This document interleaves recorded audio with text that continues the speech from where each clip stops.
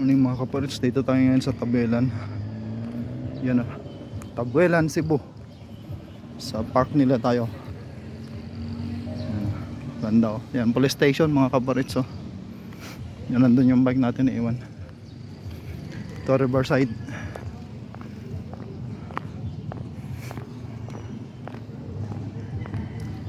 Expiring number. Ayan, sa Riverside tayo mga kaparits.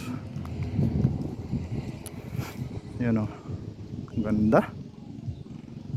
Mga bakawan mga kaparits, yung kanilang kawayan na bangka o.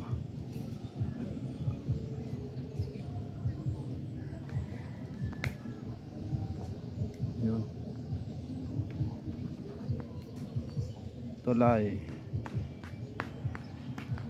Okay, yung kanilang police station mga kaparits. Public market nila to. Yan, public market yung building na yan. So yun lang. Subukan natin mga kaparits na pumunta sa pier para makita natin yung pier dito. Tagal ko nang hindi nakapunta dito sa pier nila eh. Ang ganda oh. Ang ganda ng view. Oh, may kumakain pa mga kaparits oh. Sa lilim ng puno ng talisay. Yan. So yun.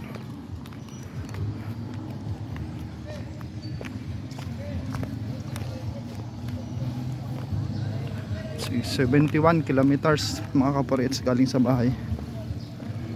Balik pa tayo mamaya. Alas 150 kilometer yung ating tatakbuhin total.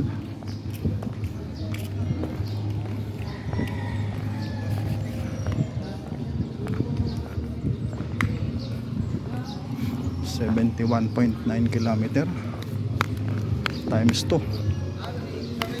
Okay, try natin mga kaparits ha. Punta tayo sa pier.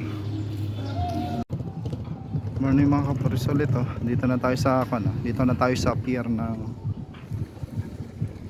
Alugin. Yun oh, itong pier nila. Medyo maliit lang mga kaparits, pero nasa close na lugar ba. Yan o, bundok. Yan barko. Biyahe. Ito karga. Mga kaparits o. Yan. Yan. Ganda. Ganda rin ang view doon sa kabila o. Mga barko.